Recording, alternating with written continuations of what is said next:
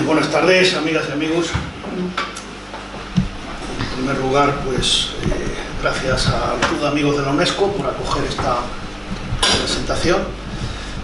Y en segundo lugar, pues palabras de reconocimiento y agradecimiento para la Sauceda, la Casa de la Memoria, de Jimena de la Frontera, por el esfuerzo que han hecho para que sea una realidad la edición de la Remonarquía española de Jesús Infante. Quiero decir unas palabras, sobre todo en relación al autor, que para los más mayores está asociado a un libro, está asociado a la editorial Rodi Ibérico, en fin, a un libro de la Santa Mafia, y a una trayectoria pues como activista fundamentalmente del anticlericalismo, del periodismo de investigación y denuncia de la corrupción. Eso fundamentalmente fue su trayectoria a lo largo de los años. Es difícil separar lo personal de lo que es un poco más público, y bueno, como estamos entre amigos, pues me referiré pues a mi conocimiento de Jesús Infante, y para eso pues me tengo que remontar pues nada menos que a la primavera de 1984, cuando coincidimos en un semanario que veía la luz entonces, un semanario, El Cocodrilo, satírico, y que pretendía, pues desde la perspectiva del humor, realizar en España pues una suerte de réplica de lo que en Francia pues era y es todavía Le Canard Enchaîné, es decir, una revista satírica, pero con una parte importante de investigación periodística y de denuncia de la corrupción, gobierne quien gobierne. Jesús había trabajado precisamente en Le Canard Enchaîné. Como verán en el libro, la portada es de Andrés Vázquez de Sola. Andrés Vázquez de Sola fue el primer director del Cocodrilo, que también antes de esos años, pues había trabajado en Le Canard Enchaîné como humorista, como dibujante en definitiva. Esta portada es suya, y fue el primer director que tuvo aquella revista que pretendía abrirse un hueco. Incluso el formato, el número de páginas, pues era muy parecido. Sí hay que decir que la concepción primigenia del Cocodrilo se le debe fundamentalmente a estos dos personajes, además paisanos entre sí, los dos gaditanos, Jesús Infante y nuestro amigo Andrés Vázquez de Sola. Bueno, pues contamos con un abanico bastante importante de humoristas, prácticamente de casi todas las tendencias, de izquierdas, de derechas, y con esa parte también de denuncia de la corrupción. Estamos hablando de que cuando sale el Cocodrilo, en 1984, apenas había dado sus primeros pasos el gobierno de Felipe González, después de las elecciones generales de 1982, pero ya la corrupción había aflorado, y bastante, en particular en los ayuntamientos de izquierdas, de Madrid, en fin, y a lo largo y ancho de España. Entonces, bueno, por otra parte, desde el primer momento tampoco se engañaba a nadie. El primer ministro de Economía de aquel gobierno de Felipe González, Miguel Boyer, pues inmediatamente pues, apuntó a un programa neoliberal en lo económico, y a toda una serie de liquidación de lo que quedaba de empresas estatales. Enseguida se fue a liquidar el INI, se liquidó también, fue la época de la incautación de Rumasa, y enseguida pues empezó empezó pronto una contestación social que reflejaba, en definitiva, eso que años después reflejó muy bien la película de Fernando León de Aranoa, de Los lunes al sol, aquella cruda y cruel reconversión industrial que dejó a miles y miles de personas directamente en la calle. Y bueno, pues el Cocodrilo trataba de reflejar todo eso con el modelo francés y desde la perspectiva de la sátira, pues denunciar. Lo que no contábamos era que la clase política española, la de entonces y la de ahora, pues la verdad que tenía poco sentido del humor, y enseguida nos llovieron las querellas y todo tipo. Yo recuerdo un juez que secuestró varias ediciones y nos llegó a procesar, un tal Carlos Díbar, que no se recordarán que luego llegó a presidente del Tribunal Supremo y del Consejo del Poder Judicial. Por entonces este señor estaba en la Audiencia Nacional, muy obediente a los dictados del gobierno, y nos secuestró varias ediciones, todo esto y tal, y todo porque en 1900, en particular, hubo un serial que sacamos en 1985. Se cumplían los 10 años de la monarquía española, la reinstaurada o refundada, tal y como cuenta muy bien en este libro Jesús Infante. Pues se cumplían 10 años, y entonces pues sacamos una serie de 10 años de Borboniez, se llamaba, desde la clave del humor. Bueno, pues contábamos las andanzas de los Borbones, ¿no? Desde el siglo XIX, la falsa licencia de la reina castiza, en fin, toda la corrupción, las dos regentes, las dos Cristinas, etcétera, etcétera.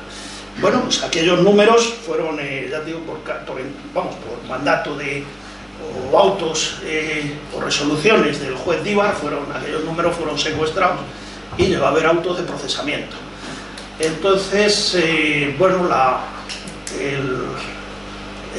la contestación, porque ya nos tuvimos que meter en el ámbito judicial. En ese momento creo recordar, no sé si Jesús estaba allá, pero bueno, en definitiva seguíamos un poco la impronta, el semanario marcada por Andrés Vázquez de Sola y por Jesús Infante, en definitiva. Y recuerdo que aquel sumario, pues finalmente pues lo fueron arrinconando una vez que hicimos un listado de testigos, ¿no? Para el juez. Proponíamos prácticamente a todos los académicos y catedráticos de historia contemporánea, para dijera, en fin, que aseverasen o no si era cierto lo que contábamos de la historia de los Borbones. En fin, ese era un poco el contexto en el que nos movíamos. En otro botín también, aparte de Rumasa, lo repartieron entre amigos y que estuvimos denunciándolo en el Cocodrilo, fue pues todo lo referente a la venta, en algunos casos en subasta y a bajo precio, de todo lo que era la cadena de prensa del movimiento, con edificios incluidos. En fin, recordarán algunos, los más mayores, pues yo que sé, La Riva, el Diario Hierro, en fin, el Levante, etcétera, etcétera, a través de prácticamente en todas las, no había capital de provincia o ciudad importante que no hubiera un periódico de la prensa del movimiento, y aquellos, pues en fin, se hizo en plan de amiguetes.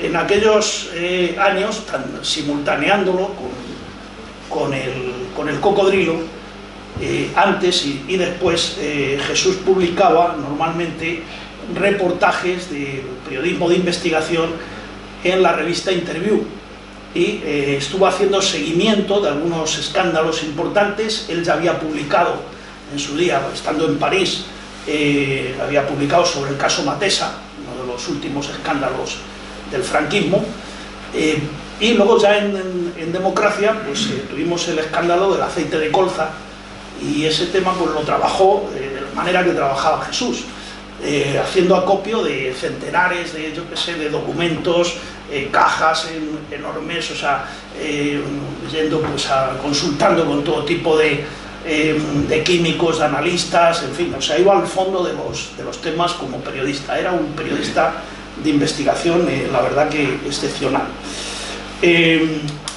Lo que digo que marcó una impronta en aquel semanario. Él estaba convencido de que íbamos a tener una complicidad. En particular, había mucha gente de su generación que habían llegado a altos cargos. Me acuerdo que él llamaba sin problema, llamaba a amigos suyos que eran secretarios de Estado, en fin, gente de su generación que, bueno, pues ocupaban cargos, pero que en algunos casos tenían mala conciencia. Y bueno, pues nos mandaban de manera anónima, en algunos casos, pues algunos temas un poco edificantes, ¿no? Como también, pues, recuerdo, empezamos a publicar también una serie de crítica literaria, y también de manera anónima. Incluso había algunos académicos que nos mandaban notas, decían, no, tenéis razón en esto porque este es un impresentable, en fin, este tipo de cosas, pero todo eso de manera anónima. Es decir, la sátira permite ese tipo de periodismo. Bien, creo que en eso, en fin, fuimos un poco, o ese cocodrilo, fundado fundamentalmente, como decía, por Jesús y por Andrés Vázquez de Sola, pues fue pionero en aquel periodismo de denuncia, de sátira. No llegó a consolidarse. Ese fue una espina. Cocodrilo finalmente pues cierra como en el año 87, por, en fin, falta de lectores, de financiación, pero Jesús Infante estuvo prácticamente a lo largo de los años siguientes, no paraba de estar dándole vueltas a la idea de volver a poner en marcha un semanario satírico. La verdad que no, siempre contaba conmigo para todo este tipo de proyectos. Más de una ocasión, pues cuando vivía en Barcelona, pues íbamos, pasábamos un tiempo juntos, y la verdad que no conseguimos ponerlo en marcha, y no ha habido, porque no hay nada parecido a lo que es Le Canard o lo que es Charlie Hebdo. No hay nada parecido en España, no ha sido posible. Yo no sé si por la falta de sentido del humor de políticos y demás, o en fin, o que no tenemos, o se ha perdido. Hubo una ruptura, yo creo, en el 39, que se rompió con, en fin, de prensa satírica, y que definitivamente parece que se rompió. A Jesús pues le debemos en aquella época la conformación de una plantilla. La verdad que en aquel momento pues era espectacular, y en algunos casos pues había que agradecer, porque eran profesionales, tanto los dibujantes como los que firmaban. En algunos casos, otros no firmaban, pues la verdad que de lujo. Y en algunos casos pues les costaba algún que otro disgusto, eso de que directamente le invitasen a marcharse de alguna otra publicación. Y teníamos pues en nuestras páginas, pues estaba desde Mingote, Sumer, Ramón, que venía de Triunfo, Zulet, Chumichume, Cabezas, Madrigal, Cuto, Serafín, José Julio, en fin, o algunos dibujantes de la casa, como era Santiago Almarza, una persona entrañable. Por mediación de Andrés Vázquez de Sola, pues llegaron también a colaborar algunos dibujantes de Le Canard Enseigné, en concreto Cardón, que era característico, unos dibujos que hacía, unas caricaturas de Mitterrand con unas escamas así como de cocodrilo, lo dibujaba siempre. Bien, también Jesús incorporó a algunos colaboradores, amigos suyos de otros tiempos, que también le dieron pues un toque pues también muy informal, muy desenfadado a aquella publicación, como fue el caso de Chicho Sánchez Frulosio o Isabel Escudero, que también se incorporaron al semanario. Eran los años de la movida, los años pero también la movida fue objeto de sátira y de crítica. Yo recuerdo que, en fin, entre los que escribían sobre aquello estaba Santiago Amón, un crítico de arte pues muy bueno, muy combativo también, contra los desafueros en la materia, incluso del gobierno de Tierno Galván, en fin, y de algunas otras autoridades en materia de protección del patrimonio.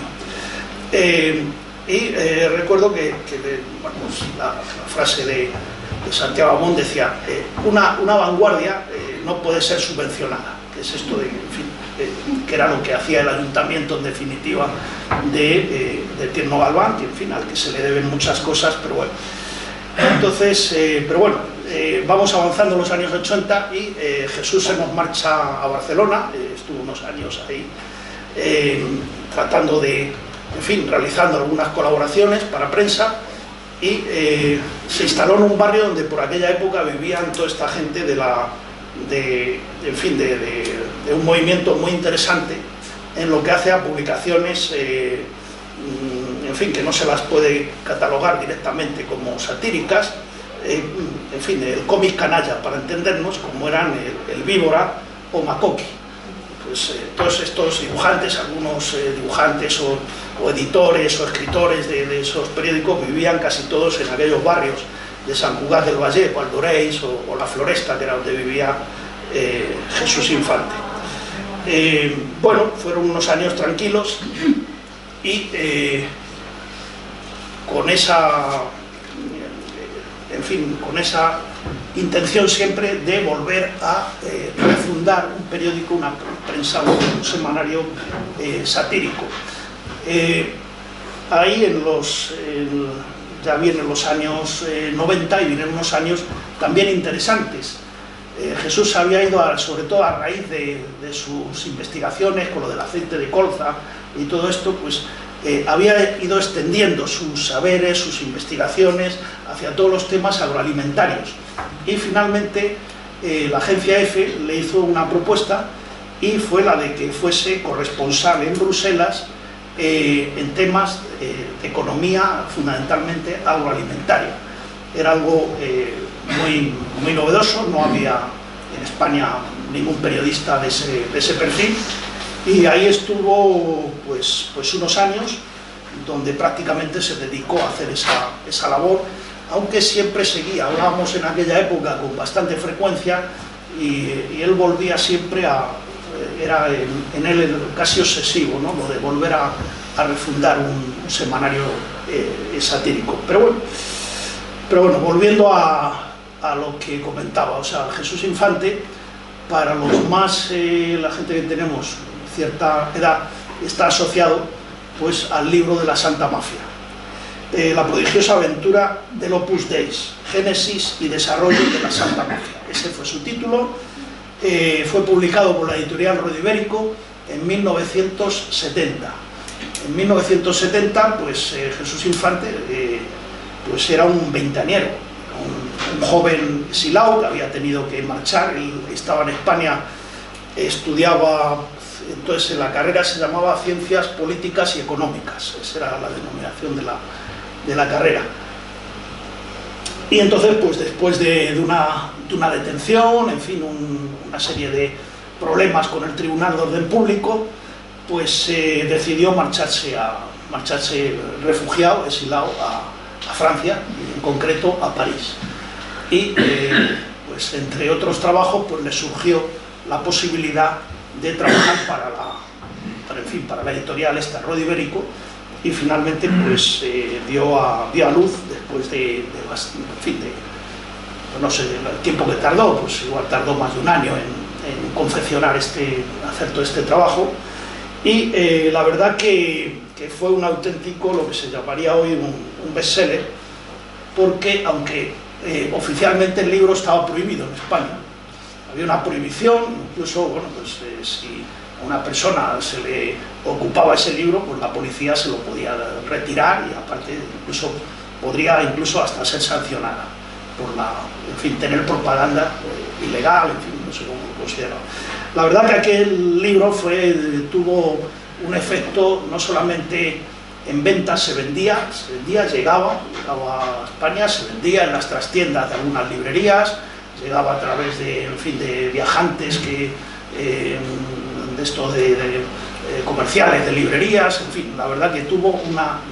De hecho, la editorial Ruedo Ibérico, durante, pues, no sé, igual 3 o 4 años o más, tuvo su principal soporte económico en la venta, la distribución y venta de este libro. De manera que, y la convulsión que ocasionó en el seno del franquismo fue tremenda, porque era el momento en el que falangistas y tecnócratas opusdeístas pues estaban un poco a la greña por el ascenso imparable del Opus Dei como organización que iba controlando más y más poder en la estructura, en fin, la estructura de poder del franquismo, no solamente en lo que era el poder ejecutivo, sino en sectores de la judicatura, eso la verdad que sigue hasta hoy, el ejército, en fin, y todo tipo de, fundamentalmente sectores de poder económico. Esa era también una obsesión, no sé si el Opus Dei perseguía a Jesús Infante o Jesús Infante perseguía al Opus Dei. La verdad que le siguió la pista mucho, también en Francia, en Italia, en todas las ramificaciones, en particular económicas, y cómo esos tentáculos económicos del Opus Dei tenían su engarce con las viejas y las nuevas oligarquías económicas generadas en el franquismo de antes y después. Bueno, pues hay un episodio en el que también estuvo por así decirlo, en primera línea, que le costó vivirlo, vamos, le tocó vivirlo en primera línea, y fue la aparición de la Unión Militar Democrática. La Unión Militar Democrática, pues la verdad que fue una sorpresa, no solamente para los servicios de inteligencia franquistas, sino para prácticamente la oposición al franquismo, que no se enteraba, no tenían ni idea de lo que había en el seno de ese franquismo, en particular del ejército.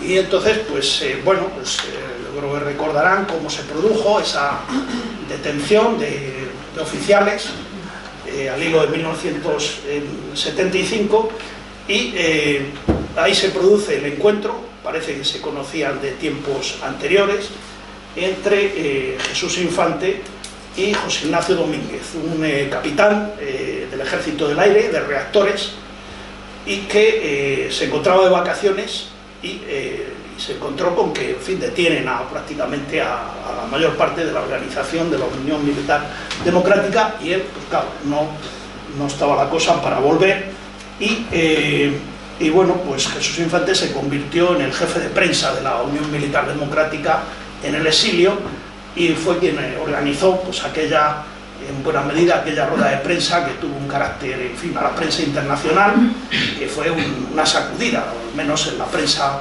europea, el que un capitán del ejército en activo se siente detrás de una mesa y diga: soy capitán del ejército español, y bueno, pues encabezamos un movimiento, acababa de estar reciente el abril de 1974 de los claveles, en definitiva la revolución portuguesa, y aquello conmocionó al franquismo. Y eso, tanto eso como también todos los primeros pasos que se dieron para la restauración, por así decirlo, de la democracia en España, todas esas negociaciones se hacían en París, y en ese París, pues anterior a la muerte de Franco, pues se movía como pez en el agua Jesús Infante, y bueno, pues la verdad que esta parte no sé por qué, siempre con muchos proyectos y tal, no quiso llevarla a los papeles, pero tenía unas vivencias muy vivas, y cómo se habían producido aquellas renuncias a la ruptura, en definitiva, a la ruptura y a la apuesta por un régimen republicano, que era los presupuestos de prácticamente toda la oposición, y cómo se renunció a todo aquello. Y de aquello, en definitiva, y de aquellas vivencias y de todas cuestiones, de todas esas, en fin, renuncias que se hicieron, en definitiva, de todo eso viene pues una serie también de investigaciones de Jesús en lo que ha sido esta monarquía que se resiste siempre, o sea, siempre nos amenaza, siempre se marcha, pero luego vuelve esta monarquía de los Borbones. Y bueno, pues de ahí yo creo, de todas aquellas vivencias, yo creo que en parte nace el libro este de monarquía. No sé cómo estamos de tiempo, voy a ir acabando, pero bueno, la verdad es que lo de la Unión Militar Democrática tiene su miga. Yo creo que porque se aplicó, ahora que estos días se ha estado hablando y se va a seguir hablando durante mucho tiempo de la amnistía, pues en fin, aquella amnistía pues resulta que no les llegó a la Unión Militar Democrática. No fueron en aquellos años, después de la muerte de Franco, pues la amnistía pues supuso la reincorporación de trabajadores, fundamentalmente, que habían sido expulsados de sus puestos de trabajo, incluso personas que habían sido expulsadas en 1939, funcionarios y todo esto, en fin, bueno, pues pudieron volver o por lo menos cobrar una pensión. Pero hubo una cerrazón que la aceptó, esa cerrazón por parte del ejército, en fin, el ejército con algunas otras instancias, a la readmisión de los militares procesados, encarcelados, finalmente puestos en libertad de la Unión Militar Democrática. Ya cuando se les, en fin, pasados ya muchos años, dijeron que se les aplicaba entonces, pero ya cuando no, ninguno de ellos pues prácticamente estaba en edad de mandar tropas. En definitiva, ese veto se consolidó y permaneció, y es una de las cosas que a Jesús le había dolido personalmente mucho, dentro de esas otras muchas renuncias, ¿no?, que se habían hecho.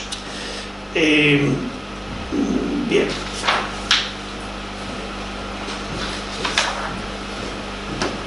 Sí, se ha citado de nuestro personaje, Jesús Infante, por hablar un poco más en lo personal. Venía de una familia de la burguesía gaditana, burguesía liberal, de padre y de tío, médicos liberales, y emparentados con el fundador del nacionalismo andaluz, con Blas Infante.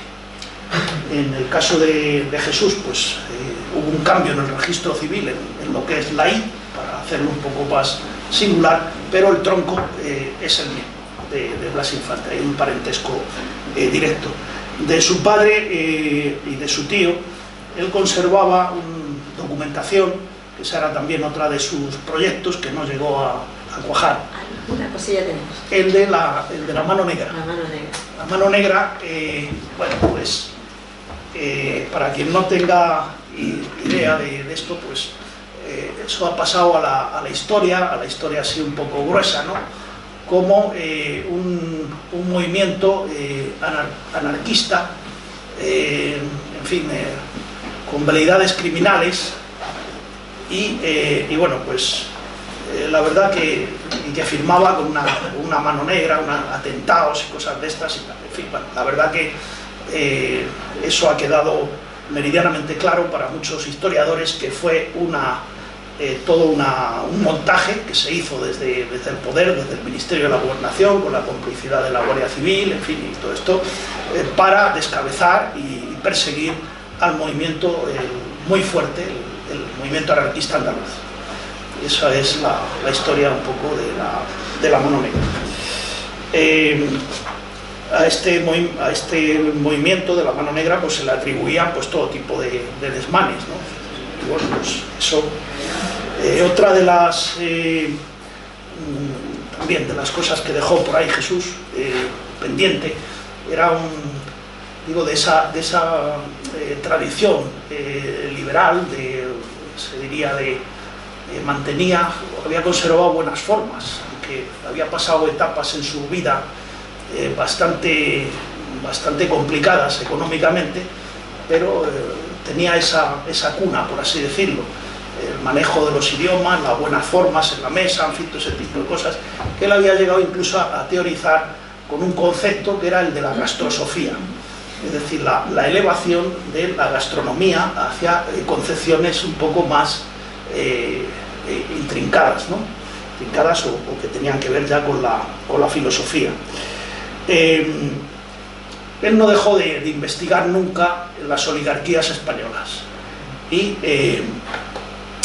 sobre las oligarquías, los títulos nobiliarios, él yo creo que hubiera sido feliz con la derogación de todos estos títulos que, en fin, de nuevo cuño, algunos de fecha 18 de julio de 1936, en particular algún que otro gaditano, en fin, pero ese no ha sido derogado, por cierto, uno que tenía Jesús muy en mente, pero lo cierto es que trabajaba de una manera muy artesanal y la verdad que sorprendía la capacidad de trabajo.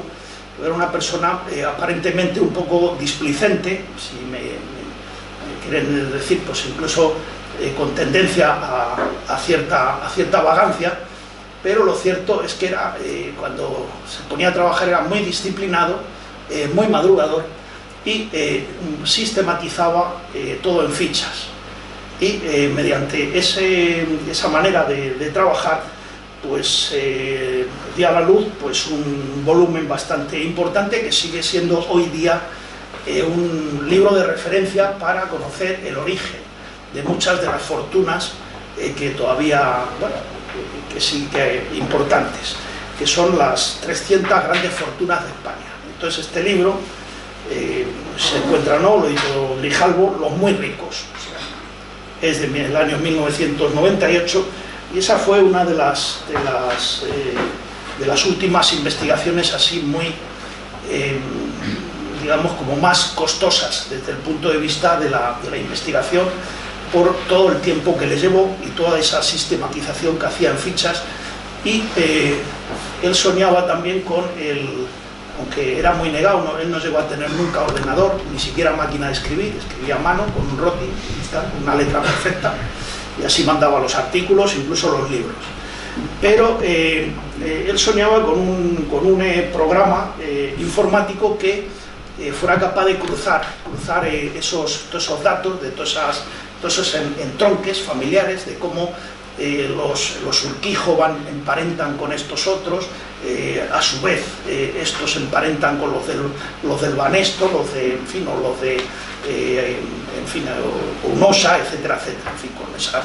O también su capacidad de investigación llegaba a esas fortunas anónimas, esos que apenas tienen un piso aquí en el barrio de Salamanca, que nadie sabe dónde están, pero que son muy poderosos y que ejercen ese poder, pero que apenas se mueven por ahí en sociedad, de manera que la discreción es parte de su saber hacer, un poco entre comillas.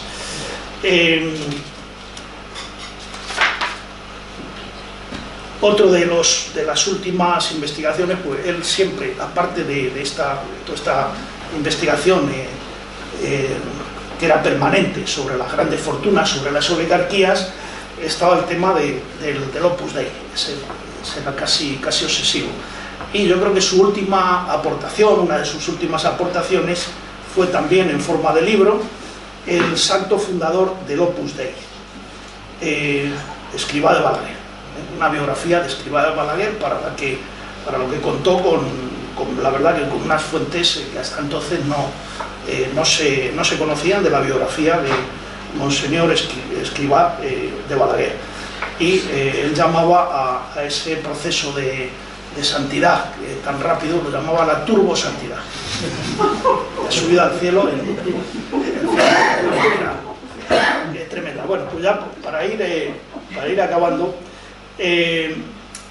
también Jesús, por supuesto, y por eso tenemos en la mesa este libro, fue una de sus constantes también la investigación de la monarquía española, de los Borbones, y en particular cómo se hizo esa restauración a partir de una sola legitimidad, por así decirlo, la ley de sucesión de 1947. Es decir, jurídicamente no hay otra, en fin, los Borbones actuales en esa restauración, que en realidad no es tal desde el punto de vista jurídico, es un debate.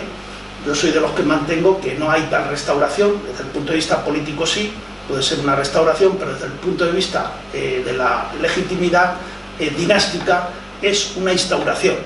El propio don Juan de Borbón, y esto está contado también, cuando en 1977 se hace un acto en el Palacio de la Zarzuela y hace una ceremonia de transmisión de derechos, por así decirlo, el propio don Juan de Borbón dice: instaurada la monarquía en la persona de mi hijo, el término instaurada, de manera que es un reconocimiento de que es una nueva monarquía, de manera que ese es el objeto de este libro, hablarnos de esta monarquía y de los soportes, no solamente esa legitimidad franquista, sino los grandes soportes en los que se ha ido consolidando, fundamentalmente lo que llamaba Jesús el fascismo clerical. Y estas organizaciones, no solamente el Opus Dei, sino la Asociación Nacional Católica de Propagandistas, también hay que echarla de comer aparte. En fin, todo ese catolicismo, esas organizaciones, en definitiva, apostaron desde muy pronto por Juan Carlos de Borbón y no por don Juan de Borbón. Y las relaciones, las llamadas relaciones peligrosas, en esto Jesús, en este libro, que está escrito mucho antes, pero que en realidad hay cosas que se han revelado o han aparecido ahora, a partir de la generación de Juan Carlos de Borbón.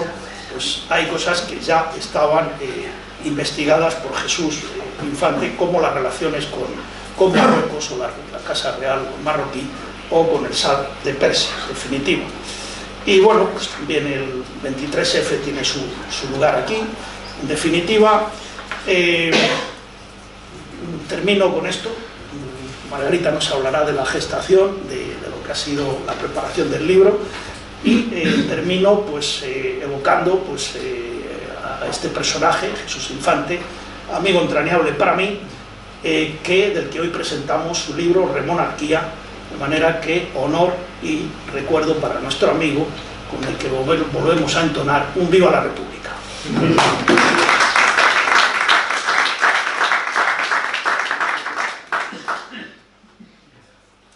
Bien, pues muy buenas tardes a todas y a todos.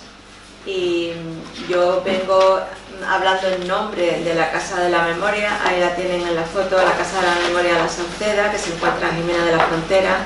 Ahí convergen dos asociaciones, el Foro por la Memoria del Campo de Gibraltar y la Asociación Casa de la Memoria. Y hoy estamos aquí Elena Trujillo, Fernando Sigler, Antonio Morales y yo misma. Y bueno, pues queremos agradecer fundamentalmente al Club de Amigos de la UNESCO, que nos hayan dado la oportunidad de estar aquí esta tarde y poder compartir con todas ustedes y todos ustedes esta obra de Jesús Infante. En el capítulo de agradecimientos, desde luego, tenemos que empezar también por la Diputación de Cádiz, puesto que el libro se ha publicado gracias a la Diputación. Y bueno, pues de alguna manera la Diputación de esta forma también se garantiza seguir dando voz a uno de sus hijos más ilustres, uno de los hijos más ilustres de la provincia, como fue Jesús Infante Corrales.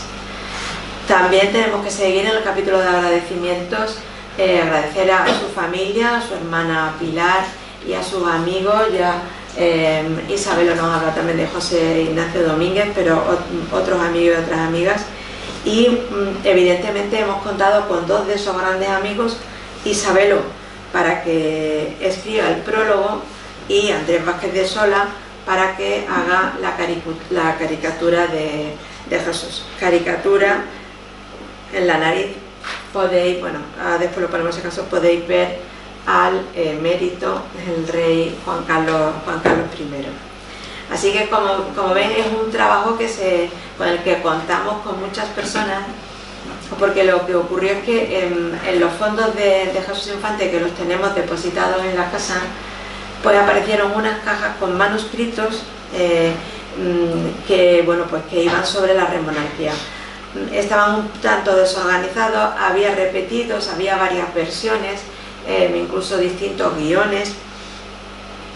Entonces, en un principio lo que hicimos fue ordenar todo ese material y tener, digamos, que un material ya base para trabajar. Y a partir de ahí pues empezamos a lo que sería ya dejar el texto definitivo y bueno, adoptar algunas decisiones que también las tomamos en grupo, como por ejemplo poner algunas notas al pie, porque el libro está terminado de escribir en 2015, entonces de 2015 hasta ahora pues ha habido algunos cambios que convenían matizarlos quizá, o también adoptamos la decisión de incluir toda la bibliografía que Jesús va mencionando en su texto, y que es una bibliografía muy completa, algo que no hemos podido hacer con la documentación que manejó. Como ha dicho Isabelo, Jesús era una persona que no manifestaba una opinión así de forma libre, sin que estuviera fundamentada, sin que estuviera contrastada por fuentes históricas, ¿no? Esto nos lleva a decir que realmente es un libro de historia, es un libro documentado y un libro basado en fuentes. Bien, todas estas decisiones, como digo, que íbamos adoptando, como poner una coronita, que la dibujaba él, que la hemos añadido al final de cada capítulo, incluir un fragmento de su maravillosa letra, ¿no?, como también nos ha dicho Isabelo al final. Bueno, pues todas estas decisiones, como digo, sí que tuvieron siempre como objetivo el no intervenir para nada en lo que era el texto de Jesús, es decir, respetar completamente todo su texto y todos los contenidos que él nos iba desgranando. Bien, y entrando ya en materia, una vez que pues resolvimos toda una serie de cuestiones organizativas, por supuesto muchísimas lecturas, integraciones, correcciones, etcétera. Bueno, pues lo que sí que ya podemos decir es, entrando en materia, el contenido del libro, aunque sea la remonarquía, pero en realidad hace un repaso a los últimos acontecimientos quizá más importantes que han ocurrido con la vuelta de la monarquía en el siglo XX, ¿no? Esta decisión de la vuelta de la monarquía, como bien nos ha dicho Isabelo, quedó consagrada en la legislación franquista con la aprobación en 1947 de la Ley de Sucesión en la Jefatura del Estado.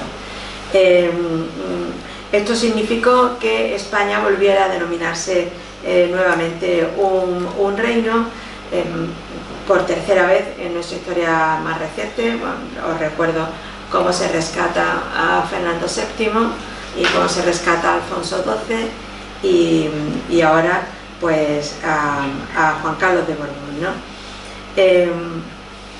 El título, por tanto, hace referencia a esto, a la vuelta de esa una y otra vez de la monarquía. En este diseño de legalidad que Isabelo también ha cuestionado de la ley de sucesión en la jefatura del Estado, también es muy peculiar porque aunque Franco vuelve a rescatar la monarquía como sistema de gobierno, sin embargo él se queda como jefe del Estado de por vida.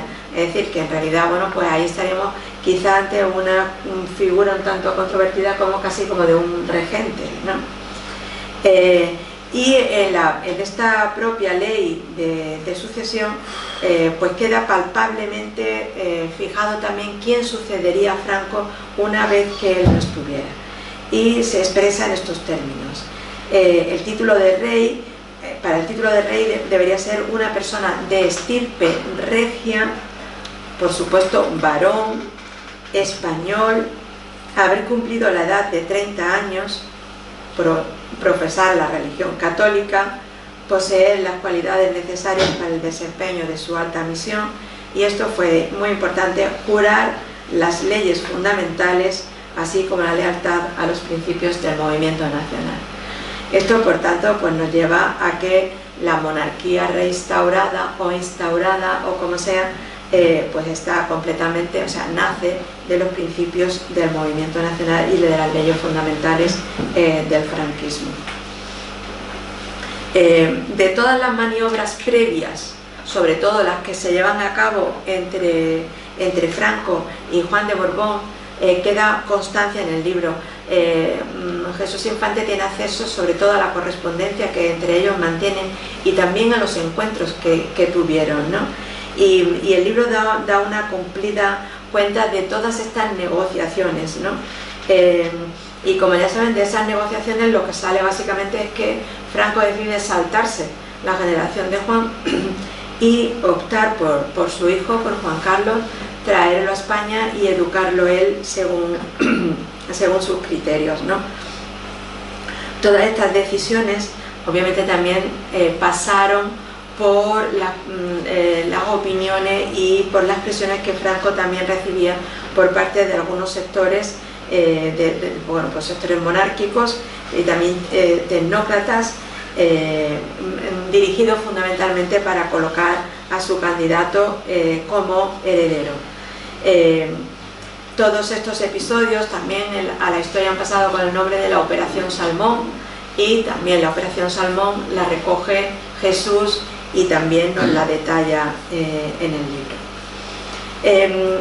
En todo este proceso, hasta restaurar la monarquía, Jesús destaca en el libro un momento particular que fue el día en el que Juan Carlos de Borbón fue proclamado sucesor. Eso ocurrió el 23 de julio de 1969, por lo que Jesús denominaba el gallinero de las Cortes. Él tenía mucha guasa para denominar a todas las cosas, ¿no? Se inventaba nombres extraordinarios. Y Jesús lo describe, este momento de proclamación de heredero, lo describe de la siguiente manera.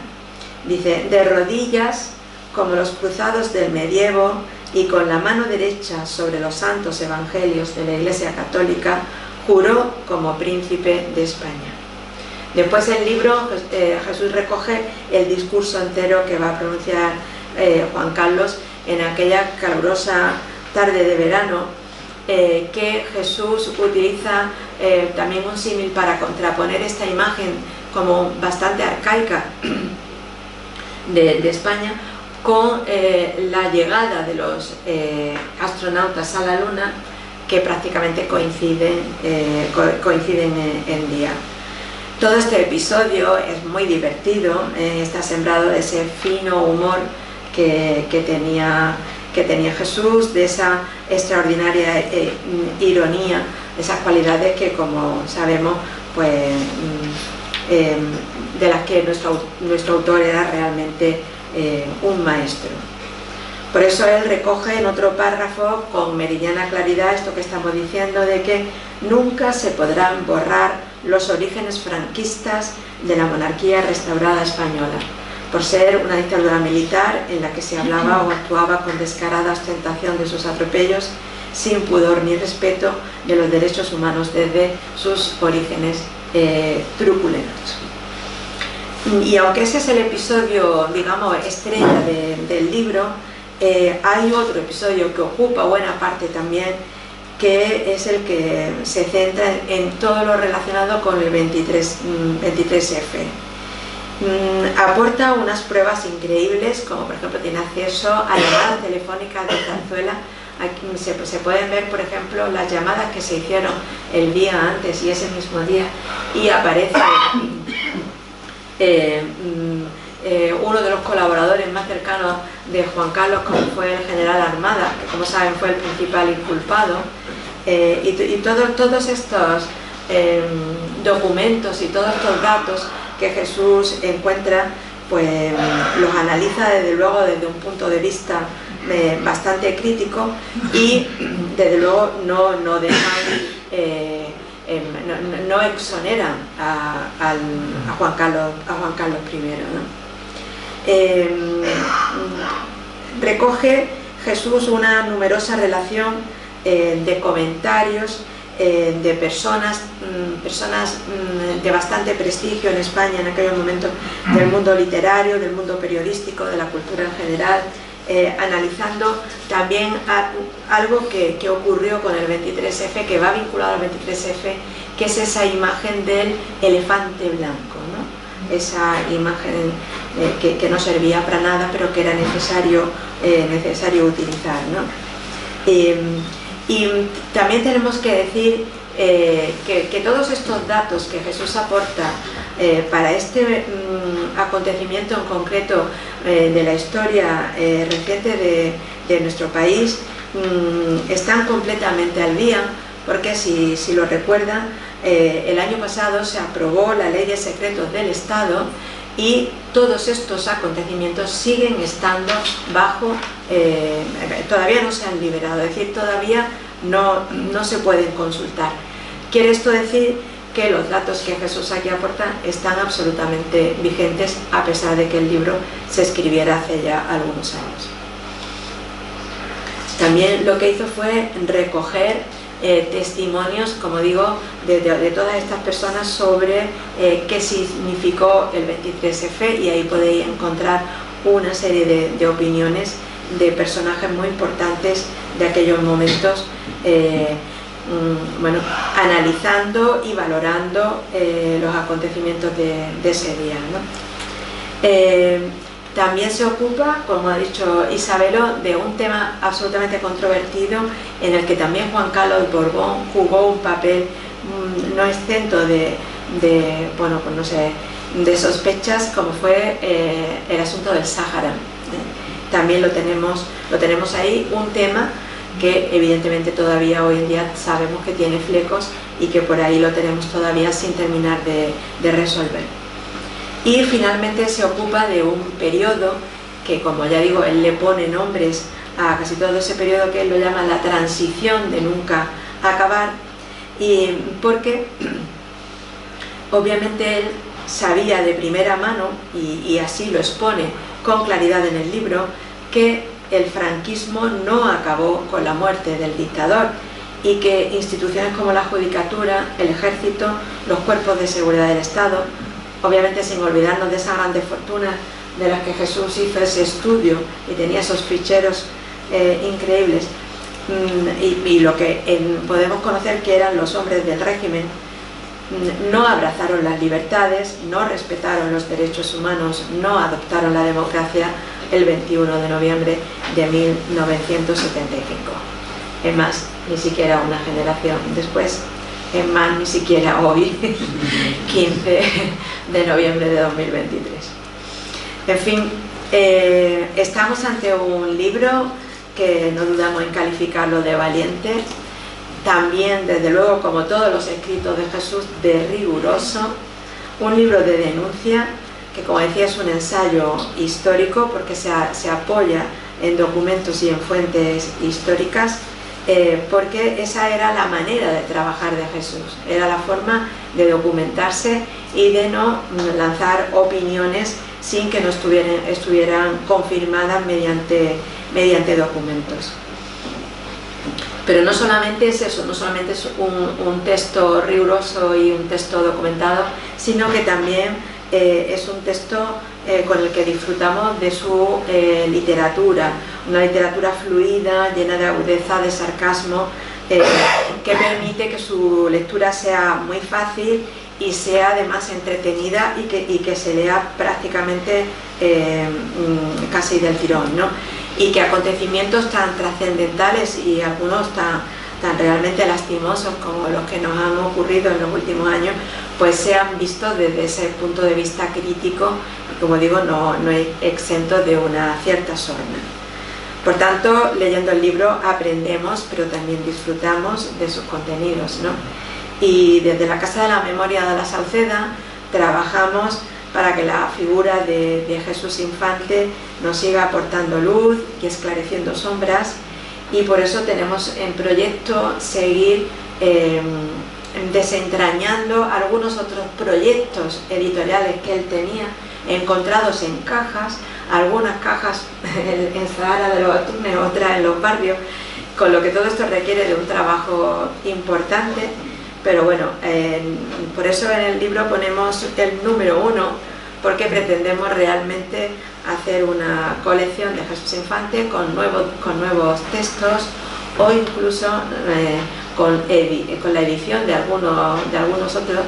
Antes de ayer, por ejemplo, nos comentaban en Barcelona la dificultad que habían tenido para acceder a algunos de sus libros, y bueno, desde luego el de la Santa Mafia no sería verdaderamente algo increíble que lo pudiéramos leer en la actualidad, porque bueno, nos sorprendería sobre todo ese listado que va al final del libro de la Santa Mafia, donde todos los que compraban el libro de Strangis aquí en la España de 1970 iban rápidamente a ver si estaba su nombre ahí, y si lo encontraban, de forma inmediata dirigían una carta de queja y de protesta a José Martínez, el director de Radio Ibérico.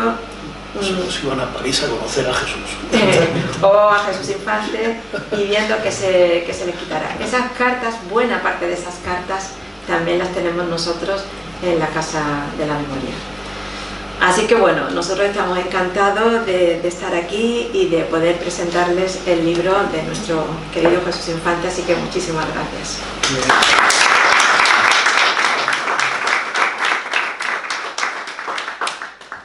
Nada, estas son unas imágenes un poco para recordar. Muy bien, muchas gracias.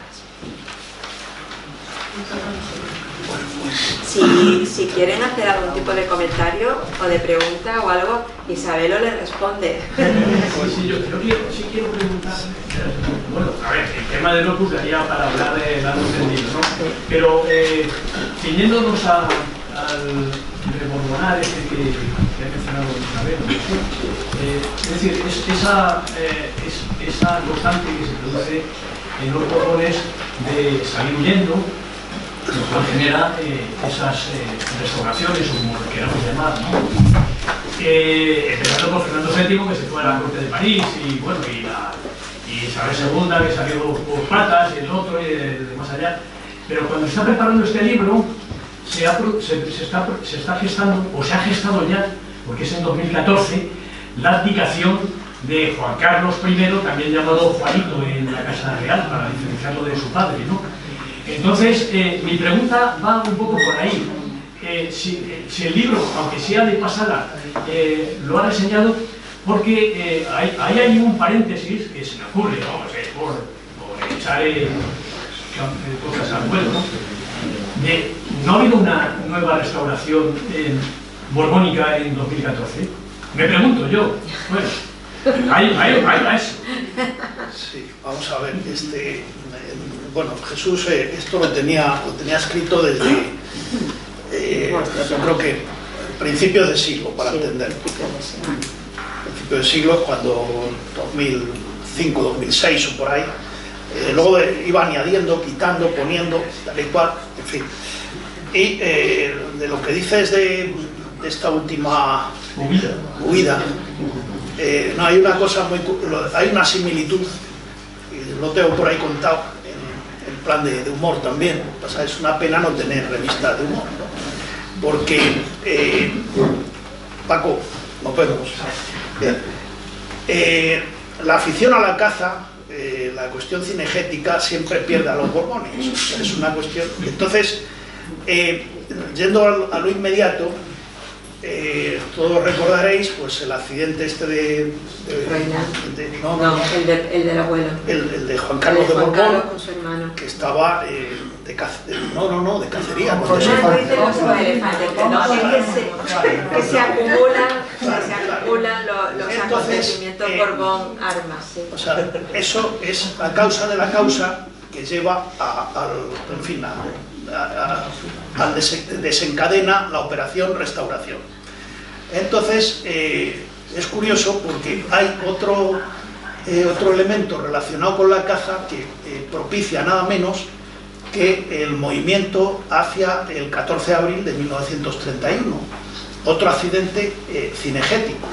Es decir, entonces, como ahora, a principios de 1931, una vez ya que hemos pasado ya de la dictadura, la dicta blanda, y de Berenguer, y luego pues llega el almirante Aznar, que es aquel que se encuentra de sopetón con la República. Bueno, pues ¿en qué consiste esa operación de salvemos la monarquía, ¿no? Entonces, toda la aristocracia, todos los poderosos se afanan en convencer a Alfonso XIII de que, de que tiene que acicar y que es la única manera de salvar la monarquía.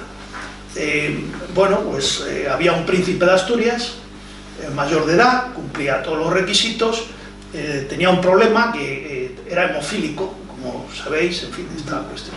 Lo que pasa es que eso no le hacía apartarse de, son un poco tontusos y tal, de la caza, ¿no?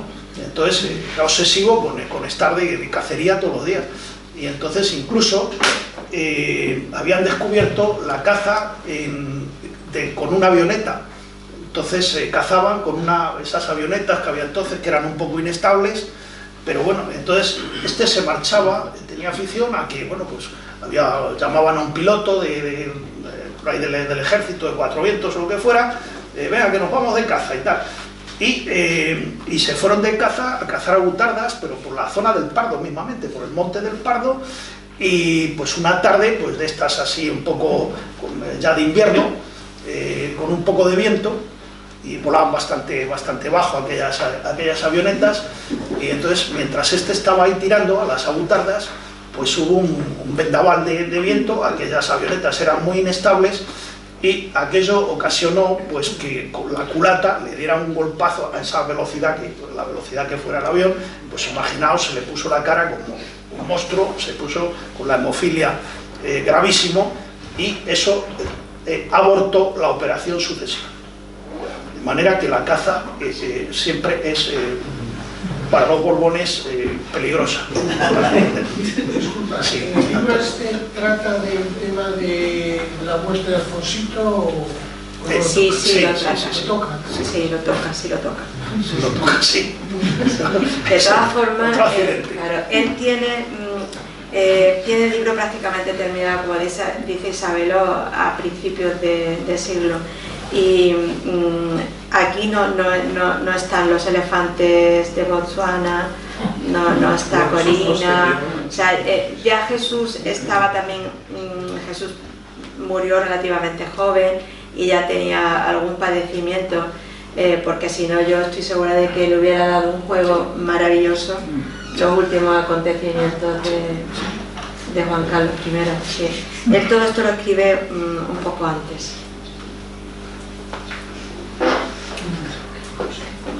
Bueno, yo aprovechando también quería preguntarte una cosa, Isabelo, y es que efectivamente Jesús Infante tenía esta obsesión del Opus Dei, aunque el segundo libro que él sacó al final pues no tuvo éxito. O sea, es verdad que el primero fue un bestseller en la clandestinidad, eso no cabe duda, fue impresionante, pero este segundo último no tuvo apenas, bueno, creo que no tuvo mucha repercusión, ¿no?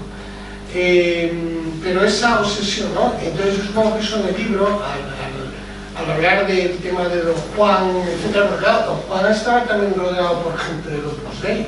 O sea, ya había gente en la Casa Real, etc., y después cuando se funda la Junta Democrática, ahí aparece Carlos Serer, que era del Opus Dei, que este hombre seguro que lo conoció. Sí. Entonces, te quiero decir... Lo conoció, lo trató, sí. ¿Cómo es que giraron? O sea, porque al final ahí giraron. O sea, el Opus Dei apostaba, parecía por Don Juan, y después... ¿Eso lo toca o...? Sí. Está tocado el tema este de cómo finalmente, pues luego está el personaje de López Rodó, que tiene su importancia también, pero vamos, es un proceso en el que ese cambio tiene mucho de tutela del Opus Dei.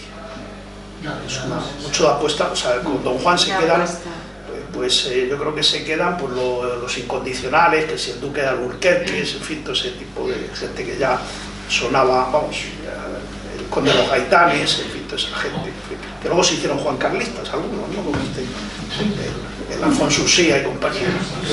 También por una cuestión cronológica, porque Franco no estaba dispuesto a dejar la jefatura del Estado mientras él viviera, entonces claro, no le quedaba más remedio que escoger a Juan Carlos, obviamente. Una pregunta que me llegan por mensajes de WhatsApp y igual es un bulo.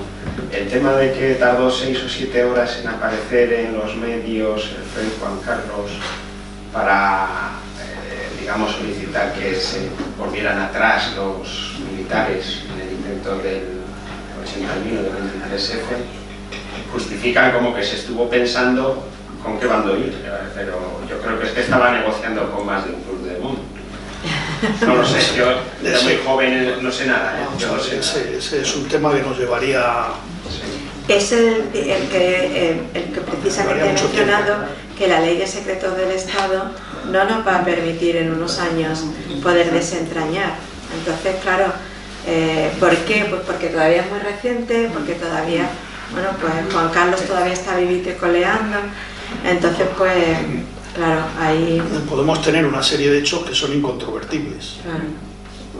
Pero hay testimonios de personajes de la época que apuntan en la implicación. Están los testimonios, el testimonio de la Casa Real, sin ir más lejos. El testimonio no desmentido del propio jefe de la Casa Real, Claro. de Gavino, Sabino Fernández Campo. Sabino Fernández Campo, es que hay veces que... Sabino Fernández Campo, sí. Pues ese es un tema muy... Y Armadas, Jesús sabía que esa tarde había llamado varias veces y esa mañana había llamado, pues, no lo recuerdo bien, pero creo que hasta 6 veces había llamado a Juan Carlos. Es decir que o Armada estaba preparando el golpe o estaba preparándolo con Juan Carlos, no sé. Una persona que ha sido el preceptor, nada menos, el preceptor de Armada. ¿No? Armada, perdón. Armada ha sido el preceptor, que entraba sin llamar, entraba en Zarzuela sin llamar, una confianza de muchos años, monárquico hasta, vamos, o sea, pues es poco creíble de que hiciera algo al margen de la Casa Real.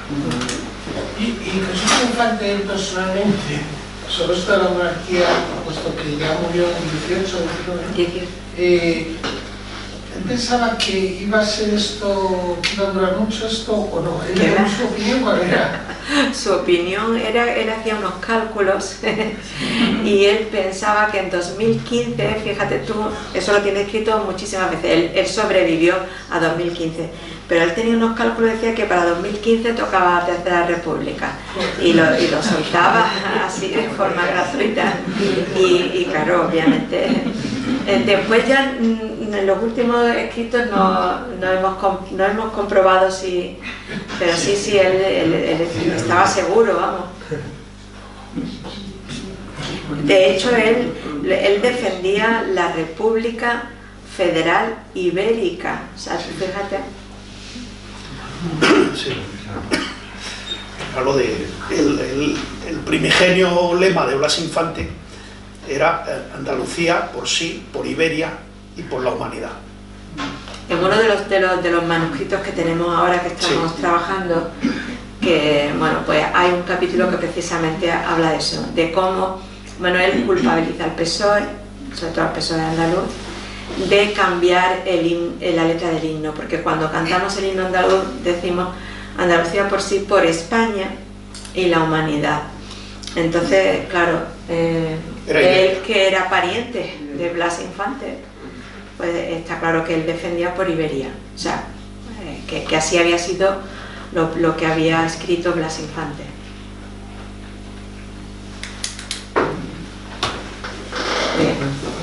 Si no hay nada más que comentar, pues Muchas gracias. quien quiera el libro, Quien quiera el libro, aquí está, y luego nos vamos a tomar una caña.